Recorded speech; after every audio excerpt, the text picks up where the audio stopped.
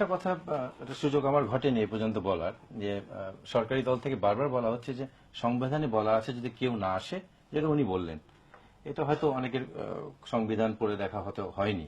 সংবিধানে কোথাও লেখা নেই যে ক্যান্ডিডেট যদি কেউ একজন থাকে তার ডিক্লেয়ার করতে হবে। সংবিধানে যেটা আর্টিকেল 11-এ বলা হচ্ছে যে প্রতিটি স্তরে আপনাকে নির্বাচিত জনপ্রতিনিধি দিয়েই রাষ্ট্রকে ক্ষমতাকে ভোগ করতে হবে।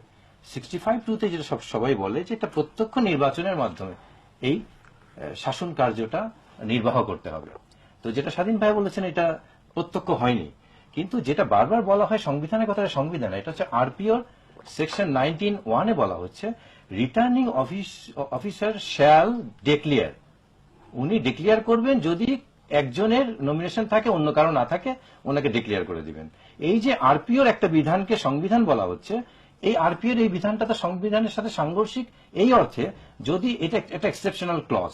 এক্সেপশনাল ক্লজটা আমি বলি, এক্সেপশনাল ক্লজটা কি হয়, এখানে যদি আমরা একটা দুটো ইংরেজি শব্দ ব্যবহার করছি, মাঝে মাঝে আরবি শব্দ ব্যবহার করি, এক্সেপশনাল আপনি মেনে নিচ্ছেন।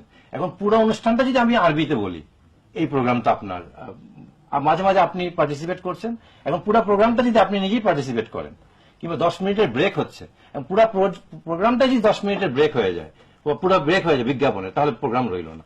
এই আরপিওতে ক্লজটা দেওয়া হয়েছে এক্সেপশনাল কেসে, যদি কোনো আসনে কেউ একজন থাকে তাহলে ডিক্লেয়ার করা হবে। এখন প্রশ্ন হচ্ছে, সাংবিধানিক প্রশ্ন, যে মূল সাংবিধানিক স্পিরিটের সাথে যেখানে রাষ্ট্রের ক্ষমতা পরিবর্তন হচ্ছে, 153টা অধিকাংশ মানে মেজরিটি করার মতো জায়গায় এক্সেপশনাল ক্লজ আসবে কিনা। এখানে সরকার যেটা করেছে, উনি ঠিকই বলেছেন যে সরকার সফল হয়েছে। হ্যাঁ, সরকার তো সাঁতার কেটে নদী পার ঠিকই হয়েছে, বাট দে হ্যাভ লস দেয়ার লুঙ্গি, সাঁতার ঠিকই কেটেছে, লুঙ্গি হারিয়ে ফেলেছে। এই যে তারা এমন ভাবে গণতন্ত্রটাকে এমন জায়গায় তারা নিয়ে এসছে, তো আমার তো মনে এর চেয়ে বরঞ্চ ভালো ছিল আপনি 75 সনের 15 জানুয়ারি 4র্থ সংশোধনী, সেখানে একটা সংশোধনী করে শেখ হাসিনা গভর্নমেন্ট বলেই দিত যে ইলেকশনের জায়গাা শব্দটার জায়গায় সিলেকশন হয়ে যাবে, তাহলে এত নাটক করার কথা ছিল না। উপজেলা নির্বাচনে সকাল 8টার আগেই নির্বাচন শেষ, রাত্রেই ব্যালট বাক্স ভরে দেওয়া হয়েছে, টু শব্দ করা হয়নি। আমাদের ইসি মোবারক সাহেব বললেন আলহামদুলিল্লাহ, কিন্তু সেদিনই গণতন্ত্রের ইন্নানিল্লাহ। এই যে আমরা যাদেরকে বসাচ্ছি গণতন্ত্র নিয়ে যেরকম মস্করা ঠাট্টা মস্করা করছে, এটা একটা সিরিয়াস জায়গায় আমরা কিন্তু গণতন্ত্রকে নিয়ে এসেছি। এখন এই নির্বাচনটা আদৌ বৈধ কি না অবৈধ, তার চেয়ে বেশি তো এটা নৈতিকতার প্রশ্ন চলে এসছে। এখন অনেক জিনিস আইনে কিন্তু বৈধ থাকে, কিন্তু বাস্তবতায় কিন্তু আপনি এটাকে মেনে নিতে পারবেন না। যেমন আমরা ফার্স্ট ইয়ারে পড়েছি হিন্দু আইনে গান্ধর্ব বিয়ে বলে একটা বিয়ে আছে। বিয়েটা হচ্ছে কি, হিন্দুরা যদি একটা মেয়েকে একটা ছেলে জোর করে অপহরণ করে নেয় এবং অপহরণ করে জোর করে তাকে সিঁদুর পরিয়ে ফেলে, যেটা হিন্দি ছবিতে পাওয়া যায়, পরিয়ে ফেলার সঙ্গে সঙ্গে বিয়ে হয়ে গেল, ও মেনে নিতে বাধ্য। হিন্দু আইনে এটাকে বলে গান্ধর্ব বিয়ে, একবার তাকে বিয়ে হয়ে গেছে, এটা বৈধ। কিন্তু আপনি নৈতিকতার খাতিরে কি এটা বৈধ হলো? এটা তো গান্ধর্ব বিয়ের মতো হয়ে গেল। যেখানে আমরা কেয়ারটেকার সরকার চেয়েছি, কেয়ারটেকার তত্ত্বাবধায়ক সরকার দিয়ে তো আপনি নির্বাচন করলেন না, আপনি নির্বাচন করেন তত্ত্বাবধায়ক রাষ্ট্রকে দিয়ে। আর তত্ত্বাবধায়ক রাষ্ট্র আজকে বিমানবন্দর পর্যন্ত তাদের অবস্থা, আজকে তিস্তার জন্য লং মার্চ হবে, সরকারের 2 মন্ত্রী বলেছে, একজন বলেছে এটা নৈরাজ্য, একজন বলেছে সন্ত্রাস।